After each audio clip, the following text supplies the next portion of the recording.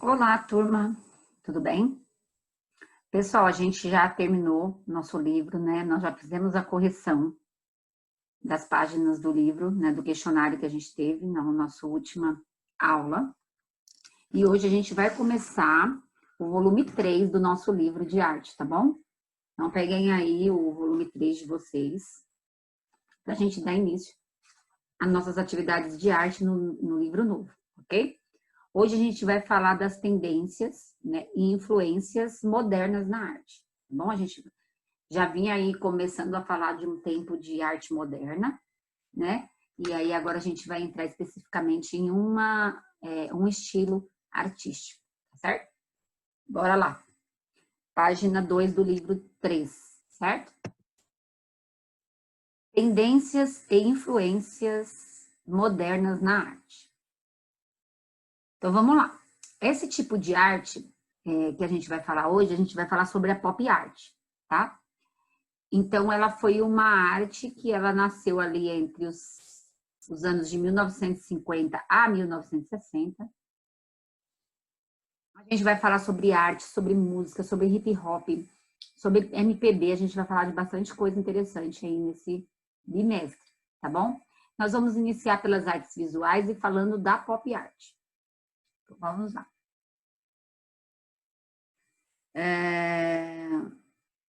Do fim do século XIX a meados do século XX, o teatro, a dança, a música e as artes visuais se modificaram bastante, tanto no Brasil como no mundo todo. Então, como a gente já falou, a arte, ela imita a história, aquilo que está acontecendo na história.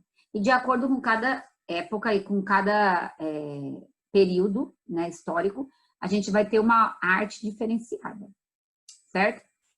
A pop art, ela vem aí em 1950 e 1960, após a Segunda Guerra Mundial, né? Após ter terminado a Segunda Guerra Mundial, como vocês sabem, terminou em 1945 para 1946, tá certo?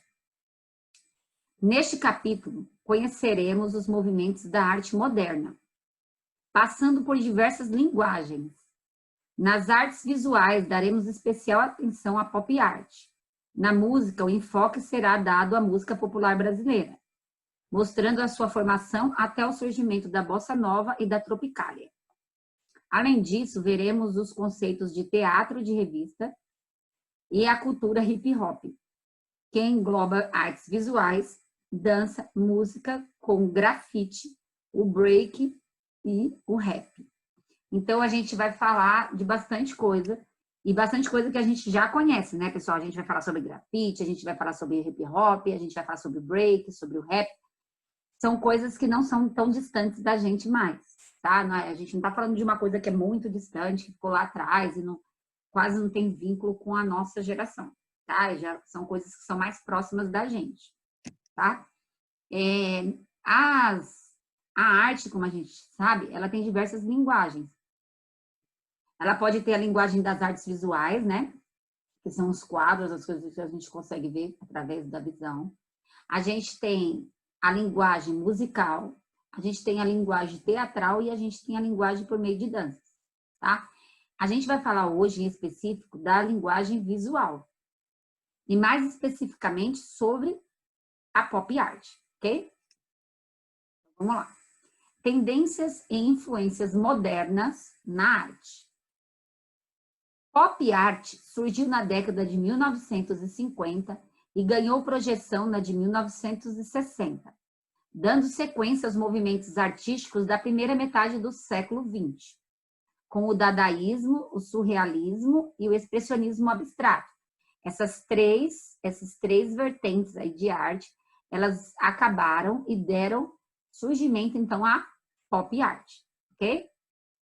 Em oposição à arte erudita, este movimento buscava inspiração na cultura popular.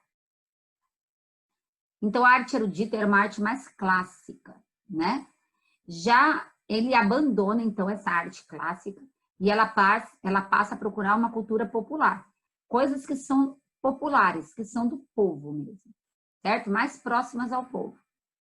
O termo pop é a abreviação da palavra popular em inglês. Então, quando a gente fala pop art, seria arte popular, uma arte que é popular, ok? Foi utilizada pela primeira vez pelo crítico inglês Lawrence Alloway, em 1954, para se referir a artistas que utilizavam imagens, ícones e símbolos da cultura de massa em suas obras. Pessoal, o que seria essa cultura de massa? Quando a gente fala cultura de massa, é uma cultura que ela atinge uma grande quantidade de pessoas, uma massa grande de pessoas que ela está atingindo. Então, esses artistas, eles usavam imagens, ícones e símbolos que eram dessa cultura de massa. Eram imagens e símbolos que tinham a ver com a maior parte da população. E por isso é popular. Porque se fizesse parte apenas de um grupo selecionado de pessoas, ele não seria popular. Para ele ser popular, ele tem que atingir um número maior de pessoas, certo?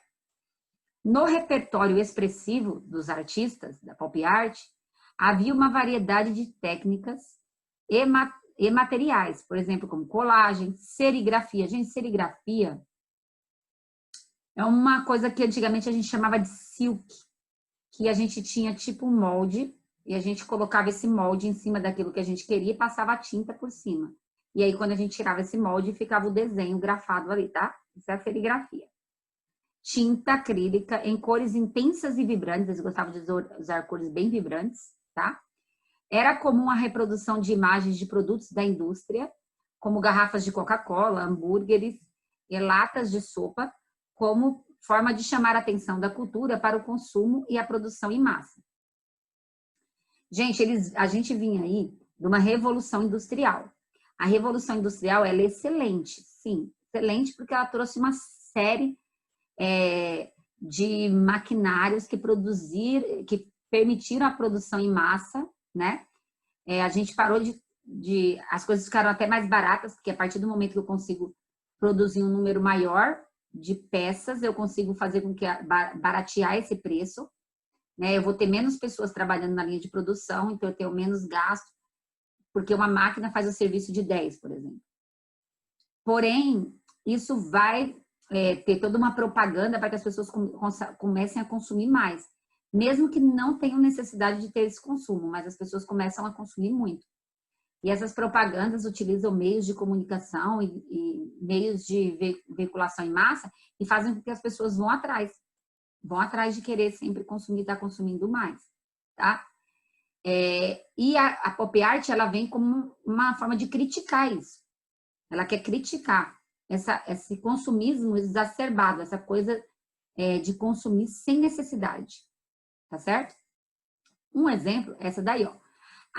A obra Latas de Sopa Campbell, de Andy Warhol, principal referência na pop art, é formada por 32 telas diferentes.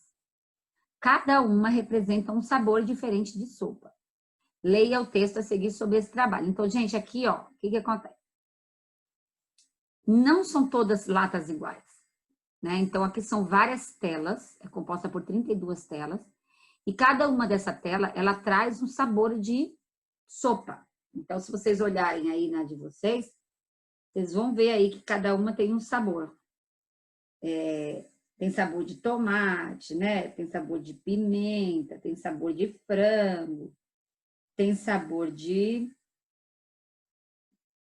cebola, sabor... É bem pequenininha a letrinha, até para eu enxergar tá difícil.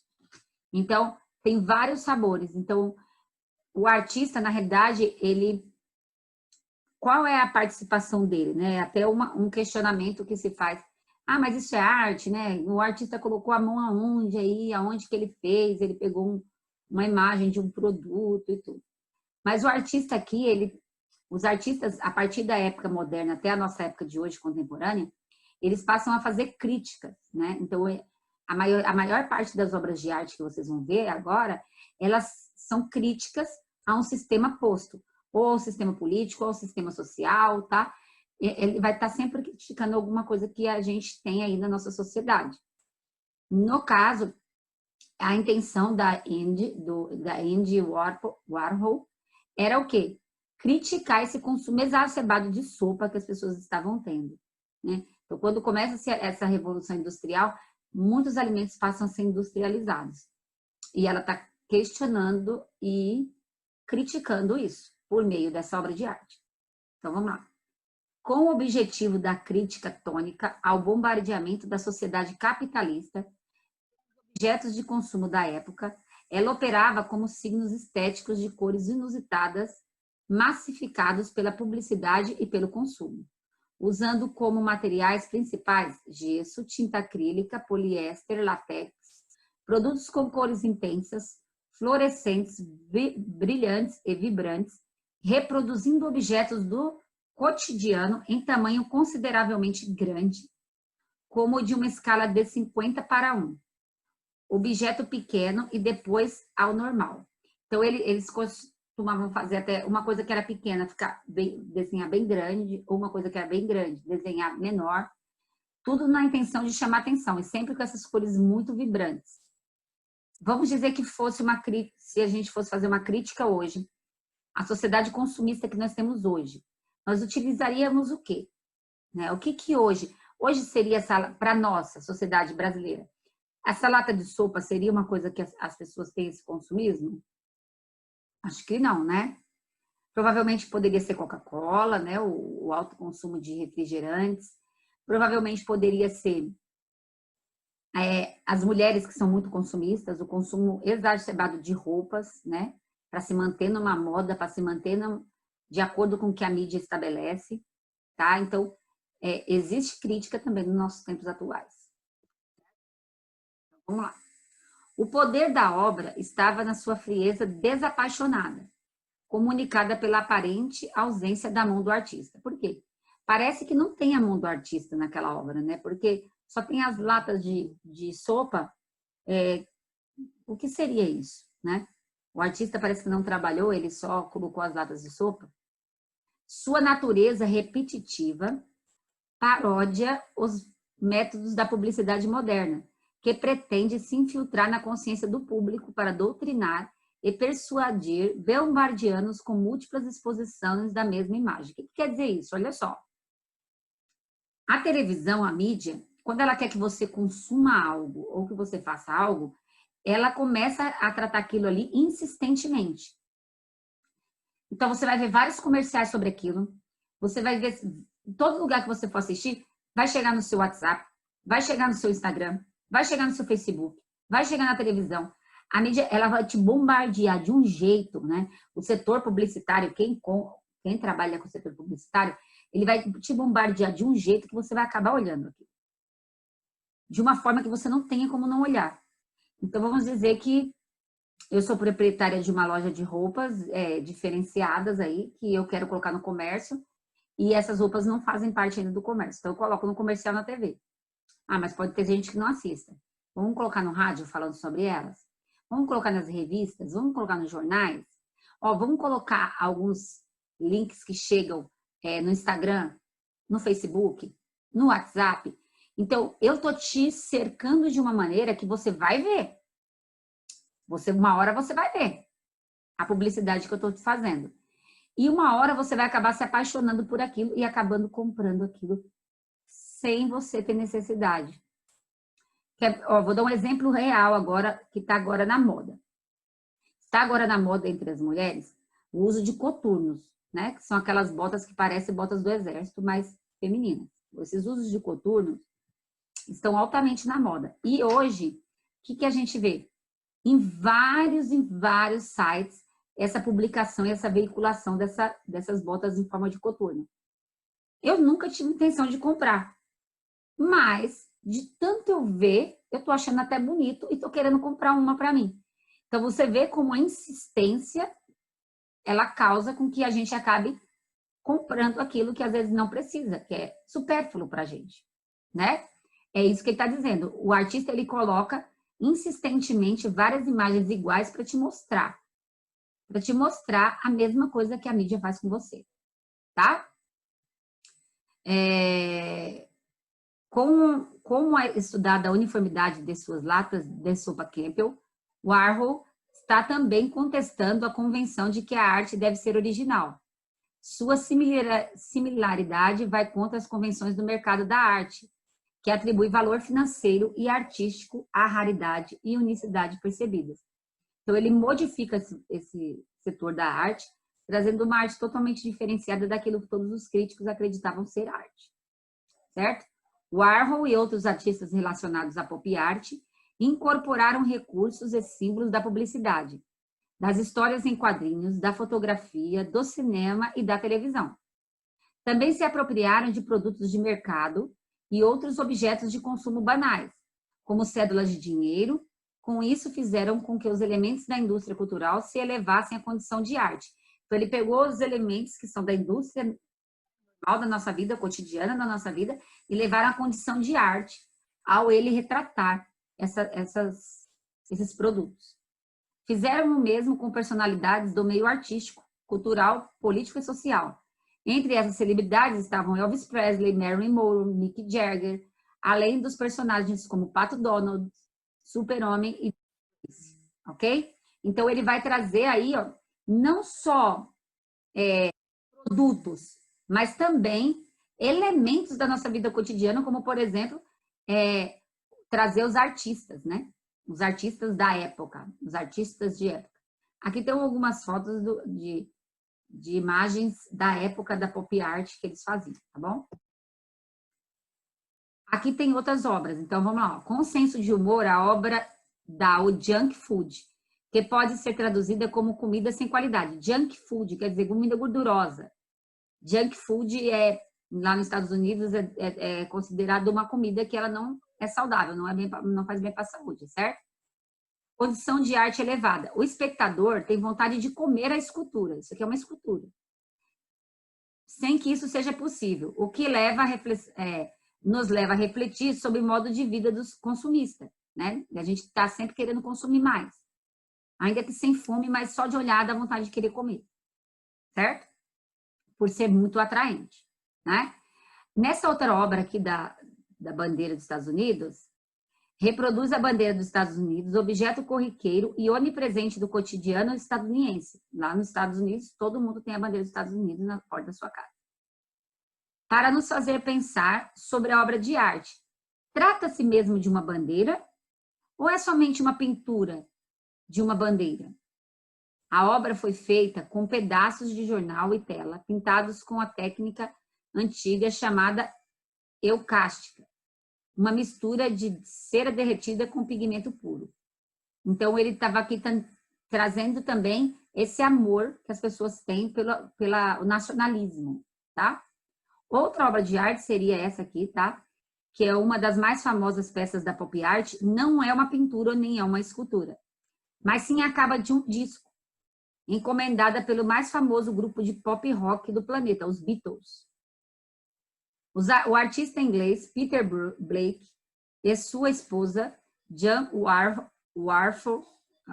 Haworth retrataram astros de cinema romantistas, filósofos, poetas, esportistas, e bem no meio de todos eles, ele colocou os Beatles, e aí uma espécie de apropriação de imagens, que é a marca registrada do movimento artístico. Então, ele colocou todos os artistas ali, expôs todos os artistas e no meio deles o Beatles, como se estivesse se apropriando dessa marca registrada que é de todos esses artistas. Aqui vocês têm algumas imagens, né, do que eles faziam, é como se a gente fosse fazer hoje dos nossos produtos que a gente tem hoje, tá? Só que, à época, eles colocavam os produtos que eram os mais consumidos, é lógico. Se fosse hoje, a gente colocar os produtos que a gente consome mais, McDonald's, Coca-Cola, outros restaurantes que vocês gostam bastante, Starbucks, né, que vocês gostam. Então, outros restaurantes que vocês gostam também entrariam aí nesses elementos retratados por eles, certo? Bom, agora, gente, vai ser uma atividade para vocês, então presta atenção. Recorte imagens de revistas, de anúncios de supermercado, de catálogos de loja e de histórias em quadrinhos. Combine essas imagens de diferentes maneiras e escolha uma dessas combinações para criar uma colagem. Inspire-se nas obras da pop art, pensando nas relações entre imagem e consumo nos dias atuais. Então, você tem que recortar imagens das revistas, os anúncios, né, do supermercado, catálogos. E vocês vão montar aí uma obra de arte, mas pensando nos dias de hoje. Nos dias de hoje, como ficaria essa obra de arte? Tá? Aqui eu trouxe só um exemplo para vocês, que é da próxima atividade que vocês vão fazer, de mudanças. Então, ele pegou uma orelha e foi fazendo as mudanças de acordo com as cores. É o que vocês vão fazer nessa página agora. Agora é a sua vez de experimentar a técnica de Andy Warhol. No primeiro quadro, desenhe o rosto. Aqui nesse primeiro quadrinho, você vai desenhar um rosto ou um objeto. Você vai escolher o que você quer. Um rosto ou um objeto. Ele pode ser conhecido ou você pode inventar isso que você quer. Em seguida, você vai repetir o desenho aqui, aqui e aqui. Mas você vai fazer pequenas mudanças nele. Você vai fazer algumas mudanças nele. Como lá naquela obra a gente viu, colocou as latas de sopa, e cada lata era de um sabor diferente, foi uma pequena mudança que ele fez. Agora aqui você vai fazer a sua pequena mudança.